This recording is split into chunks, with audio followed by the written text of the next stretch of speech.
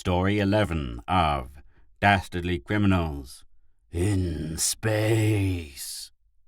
EdReads Sci-fi, vol.IV. Hunting License by James V. McConnell. The helicopters buzzed lazily overhead, like fat flies in a warm May wind.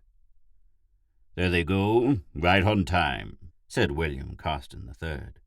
His hunting jacket shone bright red in the early morning sun as he moved out into the open to watch the planes. "I do hope they don't get airsick," replied Thomas Thurman from his comfortable chair in front of the fire. He took a long stick and began poking the embers closer to the coffee container. William Carston turned around and looked at his companion. "Why in heaven's name should you be so concerned about them?" he asked. The early morning light on his brown and grey hair gave it a more youthful appearance than it usually had. "They don't hunt very well when they're sick," said Thurman, "and that of course is my only concern for them." He smiled at his hunting partner, then motioned him over to the fire. "Have a cup of coffee while we're waiting." Carston walked over to the center of the little forest clearing where they'd built the fire. "Might as well have a cup, I guess," he said. His face, furrowed with deep lines it had taken half a lifetime to create, wore a slight frown. "But I wish that Emmett would get back. What's the sense of hiring a hunting guide if he's not around to take care of things for you? I'm getting hungry." Thurman laughed at him. "If you'd worry more about where we're going to hunt instead of spending all your time thinking about your stomach, we'd probably have better luck," he said. He poured a cup of sweet brown coffee for both of them, then passed one of the cups to Carston. "Emmett probably couldn't get the warden on the phone right away." Thurman, who had once been something of an athlete, began to laugh, his heavy-set body shaking gently with the expressed mirth. "If the worst comes to the worst, Bill, we could fix our own breakfast, you know." Carston uttered a sigh. "Hunting just isn't what it used to be. Sometimes I wonder why I bother to come out at all." He settled down comfortably on a collapsible chair and looked around him. He could just see the top of a tall metal fence a few hundred yards away, the stout circle of steel that engirdled the game preserve, cutting it off from the rest of the world. "You come hunting for the same reason that I do, Bill Carston, because you love the thrill of the sport," Thurman told him. "Because there's nothing like it in the world. The bright open air, the smell of a green forest, and the pleasure of pitting yourself against the hunted. That's why you come hunting." Carston shrugged. "I suppose you're right, but—" He stopped in mid-sentence, interrupted by the sound of trampled underbrush. "Oh, here's Emmett back." Emmett Packer, registered hunting guide, came from behind a clump of bushes into the little clearing in the woods. His bright yellow hunting jacket reflected a dazzling pattern of sunlight and shadows, in striking contrast to the man's weathered complexion and dark black hair. He waved a muscular arm at his employers. "Sorry I took so long, boys," he said, walking towards them, "but I had trouble getting the warden on the carve telephone. The line was busy." Emmett poured himself a cup of coffee. "But I finally got a hold of him, and he'll be along in a little while. And the horses are all lined up for us at the gate, so we shouldn't have any trouble at all." "Good," said Thurman. Emmett smiled. "And now I suppose you boys would like a little breakfast." Emmett said it not quite as a question, but more of an assertion of a known fact. Of course," said Carston. "I'm starving. Got to have energy to hunt, you know." He smiled jovially. Emmett set about opening canisters and boxes in preparation of the meal. Thurman and Carston leaned back in their comfortable chairs and stared at the scenery. Overhead, one last helicopter droned by. In the tall forest grass, a cricket chirped angrily. "How would you like your steaks?" asked Emmett. "Medium," said Thurman. "A little on the rare side, if you can manage it," said Carston. "And no onions for me. They give me indigestion." He glanced nervously at his watch. "I wonder if I'll have time to call the office before the warden gets here." Tom Thurman smiled. "Relax," he said. "Your office can take care of itself for a change." "Well, I guess it can, but—" "Then why worry about it?" said Thurman. "Forget it. Make the most of your vacation. After all, it isn't every day in the year that you come hunting humans, you know." Shrugging his shoulders for an answer, William Carston relaxed again. The aroma of the cooking meat permeated the morning breeze, mingling with the subtler smells of pine and warm, rich earth. In the nearby trees, birds sang out loud. "Wonder how many we'll get this year?" asked Thurman after a while. Emmett looked up from his chores. If you boys will just follow my direction, you'll get the limit, he smiled proudly. My hunters always come back with the limit. You know that, Carsten harumphed. I saw some of the sorry specimens you dug up for the Kilpatricks last year, and I must say, he continued, they were the poorest excuses for human beings I've ever seen. Emmett frowned and started to answer, but Thurman spoke first. That reminds me, Bill, if we bring back any bodies this year, Martha says we'll have to wrap them up first. What's the matter with Martha? Asked Carson. She doesn't really object to the sight of naked bodies lashed to the front fenders of your car, does she? With a laugh, Thomas Thurman said, No, Martha doesn't object to our displaying the spoils of the hunt, but she says that last year the blood spoiled the finish of the car, and I didn't want to have it repainted again this year. He sighed softly. Just one of her whims, I guess. Breakfast is ready, said Emmett. The high-pitched whine of rotor blades interrupted their meal. The three men watched the bright blue helicopter drop slowly out of the sky and come to a gentle landing at one edge of the clearing. Once the plane's engine had stopped and the blades were no longer twirling, the door to the aircraft opened, and out stepped a rotund figure dressed in a uniform the same sky-blue color as that of the plane. He bounced, more than walked, towards the seated trio. Good day, gentlemen, the warden called as soon as he was within earshot. Oh, please don't get up on my account. Thurman motioned with one hand. Have a seat, Warden. We're glad to see you. The warden plopped his pudgy body down on one of the chairs. Thank you, he said, his voice as round and as jolly as his appearance. Having breakfast, I see. He waved a hand. Oh, please don't offer me anything to eat. I'm on a diet again, he sighed. Emmett rose to get the papers that the officer would want to see. How's the crop this year, Warden? He asked. A frown crossed the fat man's face. Fair, just fair, he said. I can't understand it, really. A few years ago there were so many of them. His face brightened a bit.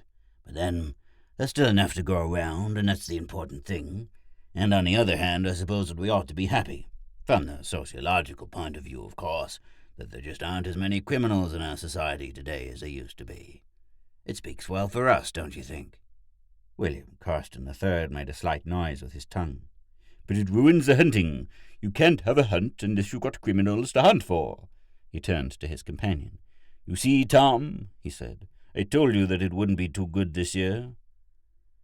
I wonder what's wrong with things nowadays, that there just aren't enough criminals, mused Thurman. Emmett returned with the proper papers and handed them to the warden. The fat little man looked them over carefully, then handed them back to the guide with a wave of his hand. They look in excellent order, he told Emmett. He turned to the hunters. You have a good man here in Emmett, he told them. Emmett favored the officer with a smile. Reaching inside his jacket, the warden extracted a little box and handed it to Emmett. Here are the supersonic whistles, gentlemen, and the crystals for your earplugs so that you can hear them. Just be sure to use them. Remember, the first time you sight a quarry, give one long toot on the whistle. If you hear nothing in your earplugs, he is yours to track down. But if you hear 3 short toots in answer, that means that someone else beat you to him. The officer wagged a finger at the two hunters.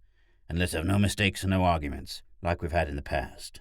Just follow the rules, blow your whistles correctly, and everyone will have a fair chance at the game. Emmett fitted the slim crystals into the earplugs. They look a little different this year, he said. Oh, yes, the warden told him. We had to go much higher up on the supersonic scale this time, since we discovered that one of the quarries last year could hear up to 22,000 cycles. He smiled jovially. Can't have the hunted hearing the whistles when they're being tracked, you know. Carsten wiped his lips with a napkin and then handed his empty plate to the guide. Any new rules this year, Warden? He asked. No, I think the only new thing we have this year is that hunting jacket of yours, Mr. Carsten. It is new, isn't it? Carsten beamed. Why, yes it is. Latest style, I think. He raised his arms to display the brilliant red garment the better. It's a new kind of material, guaranteed to be seen for half a mile, even at night. He lowered his arms, then patted one of the chest pockets. But the best thing is that it's got a self-contained heating-cooling system built right in.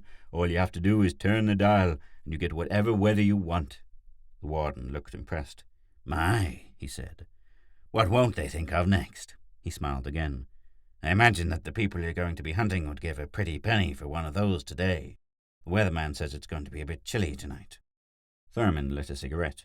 I guess it is rather hard on them being dumped in the middle of the preserve completely naked, so to speak, he sighed. But they're criminals after all. That's right, said Carsten. And remember they've got their paint to keep them warm, he added, laughing.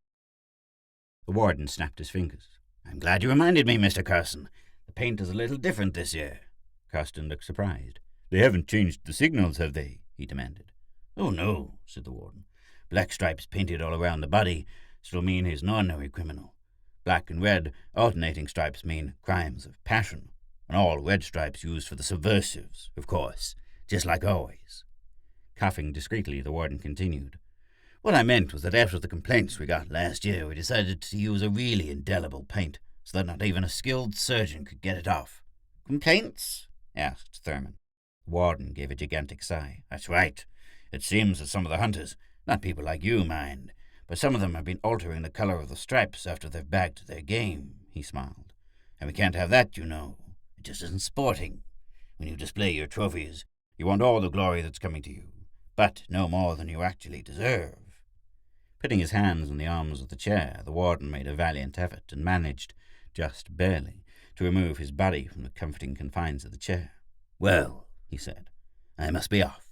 I have a lot of other hunters to see before the season opens. The two hunters rose and shook hands with him. Now let's synchronize our watches before I leave, the officer said. He peered closely at his timepiece. It's now 7:23:05 by my official clock. I got word on my plane radio just as I was landing that the criminals were dropped in the center of the preserve at 7:03 exactly. He looked up. The season opens at 10 sharp. I'll see you at the gate before then, of course. He turned around and bounced towards the plane. Before shutting the door to the aircraft, he gave them a final wave of his hand. Good hunting, he called. A little past 10, the three men were riding their horses across the gentle plain that led to the mountains in the center of the preserve. They had passed through the gates with scores of other hunters the moment the season was officially opened. Emmett, said Thurman, jogging along on his large horse, are you still going to insist on taking us down to that little pass first of all? Emmett reined his horse in between the mounts ridden by the two hunters. Well, I don't want to seem pig-headed about it, boys, he told them, but that's where I think the hunting will be best this time of day. Nonsense, Carsten told him. I was talking to Morris Overman about it just last week, and he said he had his best luck over by that big waterfall. You know the one, Emmett. It has lots of trees around it. Emmett raised his eyebrows as if in disdain. Oh, I know the one all right, and Mr. Overman is a pretty lucky hunter too, but I think— Thurman interrupted him. If you want my opinion, he said, we'll do well to try down that little valley just the other side of the Leaning Stone. He waved a magazine at them. There's an article on the criminal mind in the latest issue of Hunter's Scientific Monthly by E.C. Stewart. He says that criminals always favor depressions, and that ought to mean valleys, too. Frowning, Emmett replied, Well, Stewart ought to know. He's a psychologist, after all. But I must remind you that my services are guaranteed only if you follow my directions. If you do like I tell you, I promise that both of you boys will come back with at least one trophy. Why, I even signed a contract to that effect with you. We know all that, Carsten told him. But if you insist on striking off on your own, the guarantee doesn't hold. Emmett paused a moment, as if for effect, then continued. Now look, boys, he said. Doesn't it make sense, really, that since hunting is my job, I'd know where the big ones are? I don't mean to knock anyone else, but this is my business, you know, and I've been at it for a good many years now, so you boys just stick with me, and you won't come back empty-handed. The two hunters made no reply, but Emmett could see that they weren't entirely satisfied. They rode along in silence for several moments. Then Emmett said to them in a confidential tone of voice, Frankly, boys, I didn't want to tell you this because we guides like to keep our trade secrets to ourselves. But last year the man I was guiding and I went to this little pass I am taking you to see. We came up with a whopper. Really? Said Thurman, showing some interest. He must have weighed 250 pounds at least, one of the biggest criminals I've ever seen. A magnificent creature, Emmett told them. You don't say, said Carsten. Who got him? Emmett smiled. A Mr. Thompson down on the northern part of the district. The body was so big that Thompson had it skinned and tanned and made a really nice-looking rug out of it. He sent me a picture to show me. Thurman's eyes were wide with delight. Amazing, he said. As for myself, commented Carsten, I don't hold with this rug business. They're all right, I guess, for those who like them, but they get torn up so easily. Human beings just aren't thick-skinned enough, I suppose. 250 pounds, mused Thurman out loud. If he weighed an ounce, Emmett said. You don't get many that size, you know. He looked at the two hunters, then smiled securely. So shall we just follow my lead and head for the pass first thing? All right with me, Thurman said. Me too, said Carsten. He belched loudly, then rubbed his stomach gently. I think I ate too much for breakfast, he said. The way to the little pass led up over the crest of one of the smaller mountains. The three men jogged along at an even pace over the level ground, but travelled more slowly up the steep facing of the mountainside. The two hunters often complained about the heat and the terrain as they rode. Emmett said little except when he urged them to hurry along. The sun was high in the sky, just past the zenith, when the trio came down the side of a small cliff and out through a little pass into an open space of ground. Emmett pulled up his horse and dismounted. Well, boys, he said, let's get off here for a while. The other two dismounted and handed their animals over to the guide. Looks like a fairly good spot, said Thurman. Emmett tethered the horses quickly and then began unpacking some of the equipment. He put up the collapsible chairs in the cooling shade of a single tree that stood near the center of the little clearing. Then he placed some of the boxes containing food around the chairs and handed the two hunters their guns. If you boys will make yourselves comfortable or go out and scout around for something to shoot at, he told them. Carsten settled down into one of the chairs with an audible sigh of relief. Thurman gave his gun a casual inspection. All right, he said to the guide. Go ahead and see if you can find something worthwhile. Emmett tucked his rifle under his arm and headed off into the dense underbrush. Here's something to eat, Carsten said, passing an open box to his companion. Thurman helped himself to the food, then leaned back in his chair. I don't mind saying that I hope Emmett will come up with a good-sized one right off, he said. You know what I'd like, Carsten said, through a mouthful of food. I wish you'd find me a real redhead. That's all I really need to give my collection balance. He waved a chicken leg at Thurman. If it were a good-sized head, I'd hang it right in the center over the mantelpiece. I could surround it with heads that have dark hair and make quite an attractive pattern. My wife goes in for color schemes, you know. Tom Thurman sighed. The day was dry, and he could feel the drowsy heat of the sun even in the pleasant shade of the large tree. He began to fan himself with his hand. I understand the latest fad is to have the whole body stuffed and mounted on a plaque before you hang it up on the wall, he said. He shrugged his shoulders. Maybe I'm just old-fashioned, he continued, but it seems to me that they would take up an awful lot of room if you did that. A tiny gnat began to pester Carsten as he ate. He brushed it aside several times, but it always returned to whine annoyingly around his face. Well, Carsten said, there's precedent for it. Remember how excited old Maury was the first time he bagged a 200-pounder, Carsten guffawed. He was so damn proud he kept the whole body and tucked it away in his freezer, just to pull it out to show to people when he gave a party. Sighing in reminiscence, he continued. Had to give it up after a while, though. He thawed it out so many times that it began to spoil. He slapped violently at the gnat. Thurman opened his canteen and began sipping at the cool liquid inside. He was about to light a cigarette when he saw Emmett returning. Here comes Emmett, he said excitedly to Carsten. Maybe he's made contact. Carsten got up from his chair heavily. He's smiling. I'll bet he found us a good one. He reached for his gun. Emmett walked up to the two hunters quickly. Well, boys, you're in, he said, grinning broadly. I found one, just like I told you I would. Where? Asked Thurman quickly. Down this little path here, about a quarter of a mile. He's hiding in a kind of thicket, but you won't have any trouble spotting him. The sun's bright there, and you can see the white of his body clearly. He paused to give them a superior grin. And I don't think he knew that I'd spotted him. You stay here and look after the horses, Thurman told the guide. We'll signal you at the kill. The two hunters walked quickly down the path, under the refreshing shade of the forest. Both of them were excited, and they tended occasionally to stumble over tree roots and dead branches as they went. He must be just down the way there, Carsten whispered hoarsely after they'd gone for some distance into the woods. Shush, whispered Thurman, attempting to quiet his companion. The path made a slight turn just beyond them. When they'd rounded it, they saw a thick clump of bushes ahead. Through the green and brown pattern of the leaves, they could see brief patches of pale white. That's it, whispered Carsten. Thurman nodded and pulled out his whistle. He gave a long, silent blast on it that he could hear only as a sharp, rasping noise from the tiny plug he wore in one ear. The two hunters stood quietly, waiting, their faces filled with expectation. After a few brief moments, Thurman turned to his hunting partner. "No answer. We must have spotted him first." "Good," said Carsten. "Let's go get him." They had no more than started towards their quarry when they saw a sudden movement in the bushes. The white patches disappeared, and they could hear the sound of running feet. "Damn," said Carsten loudly. "He must have heard us." Thurman smiled. "It's better this way, Bill. I rather like tracking them down, don't you?" "Well, it's kind of a bother as far as I'm concerned, especially so soon after eating," Carsten said. But he followed quickly behind as Thurman set off in pursuit. The forest was too thick for a man to run with any real speed, so the hunters managed to stay close behind their quarry without expending too much energy. "I wonder what he looked like," Carsten said as they pushed their way through the thick underbrush. "I didn't get a good look at him."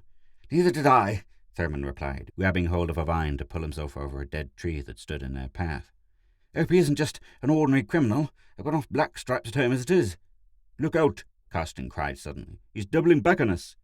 The two men turned rapidly and set off in a new direction, attempting to head off their quarry before he could make his way to open ground. They managed to get in between him and the edge of the woods, and were rewarded by seeing a brief ripple of white as the naked man turned and started back towards the center of the little forest. "Good work," said Thurman. Most of the time they tracked him simply by listening to the directions the noise of his running came from. Often they were close enough at his heels to get a quick glimpse of flesh in the distance, an arm, a leg, or part of his back.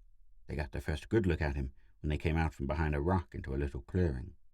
The quarry was just disappearing into the forest on the other side of the open space. "Red stripes!" cried Carsten as they rushed across the clearing. "He's a subversive! Now that is luck!" "Looks awfully small to me," said Thurman. "Whatever he is." "Damn, you don't suppose it could be a woman, do you?" Carsten asked somewhat breathlessly. "We only got a glimpse of it." "I hope not. It's supposed to be bad luck to shoot a woman first thing on a hunt, you know," Thurman replied as they reached the far side of the clearing. "Anyway, we'll soon know." They plunged into the hairy forest only a few hundred yards beyond their game. Following rapidly along behind them, they left a wake of broken branches and torn limbs as they went. The forest rang with the sounds of the chase. Soon, sloshing across a little stream, they came up over a grassy knoll and sat down into a shallow glade on the other side of it. "He's heading for the rocks over that way," Thurman said, turning off in pursuit. "He won't be able to get much further." "I don't know if I'll be able to get much farther," said Carsten, the perspiration beading out across his heavy face. "I'm not used to this." "Neither is he," Thurman reminded him. "Remember, he has had nothing to eat for almost a week, and they probably didn't let him sleep for 3 or 4 days back. He can't last much longer." "I hope not," said Carsten. They passed across a narrow strip of marshland, carefully avoiding most of the bog holes as they went. Just on the other side, as they came around a series of heavy berry bushes, they heard a long, shrill buzz from their earplugs. Thurman stopped quickly. "Someone else has spotted him," he said, and took out his whistle. He gave it 3 lusty blasts, and then stuck it back in his pocket. "That should fix them," he told his partner.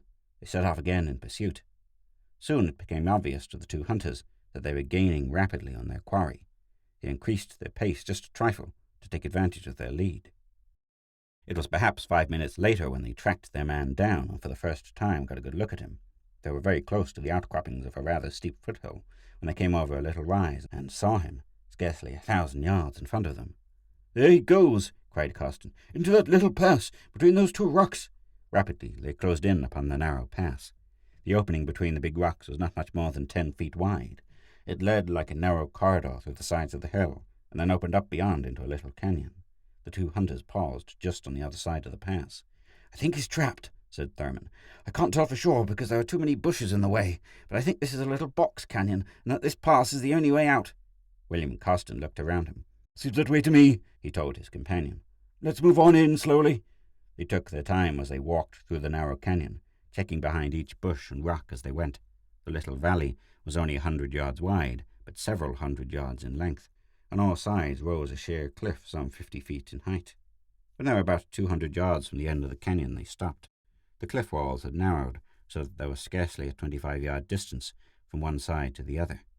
Only one last row of bushes separated the hunters from their quarry. "I can see him from here," Carsten said. "He's up against the back of the canyon there, trying to hide." "Well, this is it," Thurman said. "It's a pity such a small-sized one." "Well," asked Carsten, "shall we flip a coin?" "Why not?" said Thurman. He reached into his pocket. "Call it," he said. "Heads," Carsten answered. Thomas Thurman tossed the coin high into the air. Its silver sides caught brightly at the sunlight as it mounted in a smooth arc, then danced back to earth. The two men leaned over to inspect it. "Heads it is," Carsten said, grinning. "I win." "This is your day, I guess," Thurman told him. Carsten moved forward to the clump of bushes, Thurman following close behind. They could see the quarry clearly now, the whiteness of his body in bold contrast with the thick red stripes. "He has grey hair," Thurman said. The criminal inched back along the rocky wall, seeking desperately for some exit.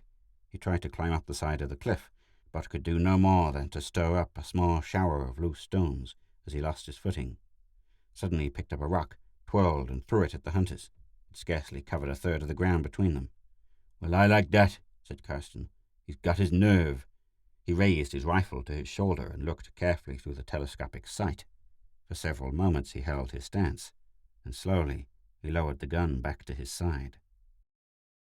"I'm sorry, Tom," he said, "but I think I'll let you have this one after all."